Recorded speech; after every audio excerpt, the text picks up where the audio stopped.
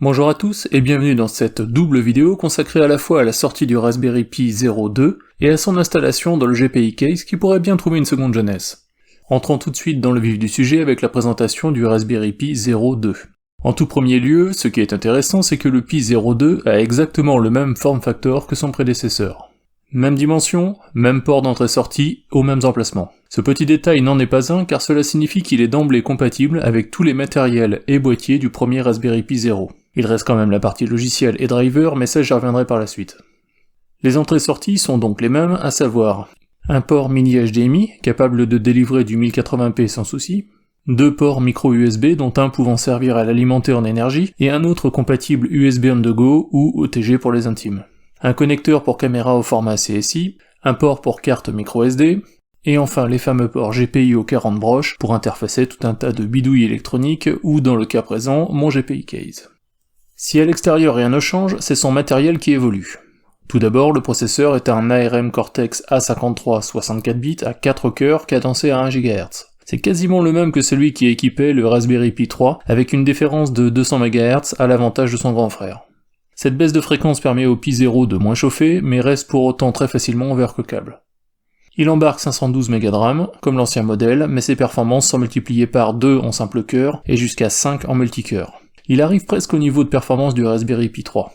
Les interfaces sans fil comprennent le Wi-Fi 802.11bgn à 2,4 GHz, là c'est une petite déception, les nouvelles normes sont absentes. Et le Bluetooth en version 4.2, compatible Low Energy, là c'est une belle avancée. Ce Raspberry Pi 0.2 n'est donc pas une révolution, mais une belle évolution en termes de performance. Cela sera-t-il suffisant pour en faire une bête de l'émulation dans mon GPI Case? C'est ce que nous allons voir maintenant. Comme d'habitude, une petite séance shopping sur le site de Cubi afin d'acquérir la bête. Je l'ai acheté le jour de sa sortie, et bien m'en a pris, puisqu'au moment de réaliser cette vidéo, il est déjà en rupture de stock. C'était prévisible. Le prix a été multiplié par 3 au passage, mais à 15€, cela reste raisonnable compte tenu des performances annoncées. Commençons par une petite séance de démontage de la cartouche du GPI Case qui contient l'ancien Pi. Rien de bien compliqué, elle est juste maintenue fermée par 4 vis. Attention à ne pas casser la nappe de la carte additionnelle du GPI Case lors du démontage. Voici le Pi 0 première génération à droite, comparé à la nouvelle version à gauche. Seul le processeur et l'antenne Wi-Fi Bluetooth sautent aux yeux. Je remonte l'ensemble et le tour est joué. Le Pi 0.2 n'a pas la même architecture que son aîné, il n'est donc pas question ici d'appliquer une image plug and play. Il faut un système embarquant les derniers drivers. À l'heure où j'écris ces lignes, c'est Recalbox qui a dégainé le premier avec une version bêta compatible. Retropie est un peu la traîne. Un petit tour sur le site de Recalbox permet de récupérer l'image à graver. Au passage, cet assistant qui guide l'utilisateur vers la bonne image est vraiment sympa. Après téléchargement de l'image, je lance le logiciel Raspberry Pi Imager, dont le lien est dans la description de cette vidéo, comme d'habitude. Cette image de Recalbox étant encore en bêta et non listée dans Pi Imager, il faudra choisir utiliser une image personnalisée, puis aller chercher le fichier fraîchement téléchargé. Choisissez ensuite le lecteur contenant la carte SD, et c'est prêt. Le premier boot peut être long, pas de panique, Recalbox doit créer le système de fichiers.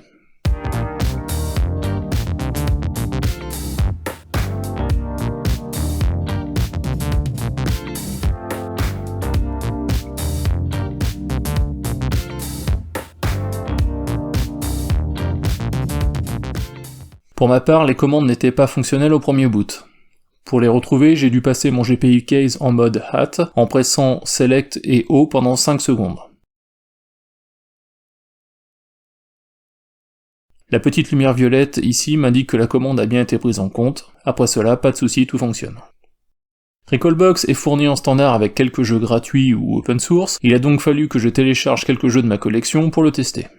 Je ne vais pas passer en revue tous les systèmes, cela n'aurait aucun intérêt, je vais tester quelques jeux qui avaient du mal à passer avec le Pi 0 premier du nom, en particulier des jeux GBA et Super Nintendo, pour lesquels le mode 7 était difficile à émuler.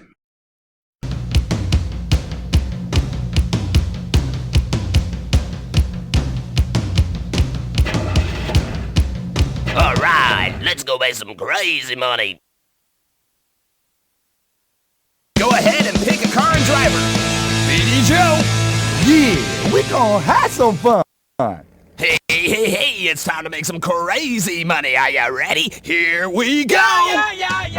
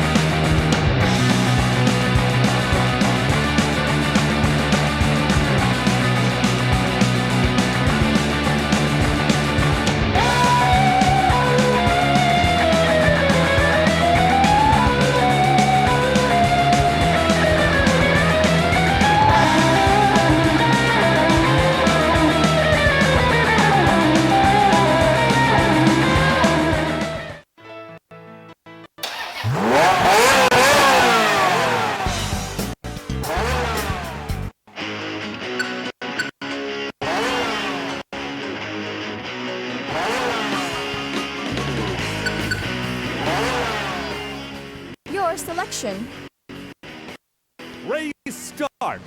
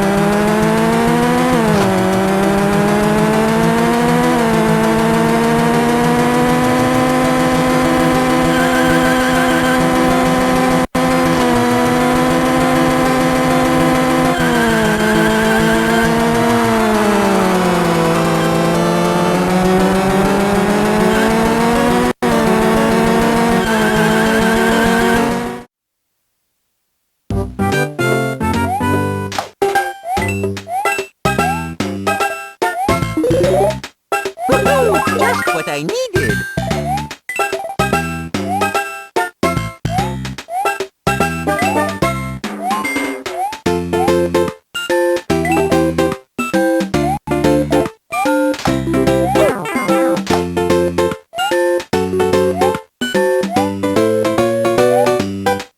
Oh, mamma mia!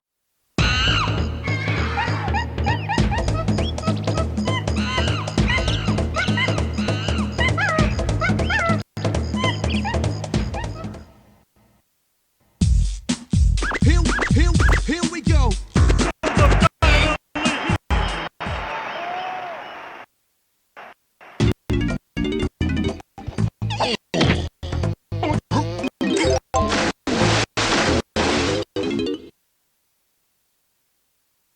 Donkey Kong.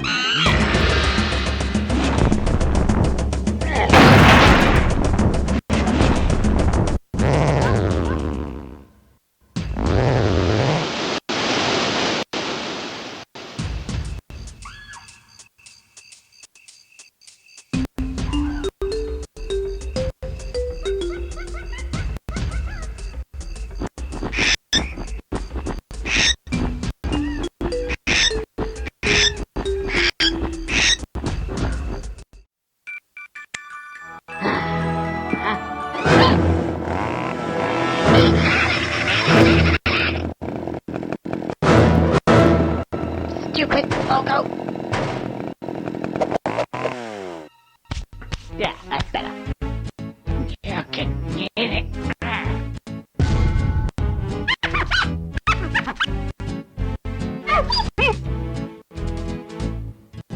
Marvelous.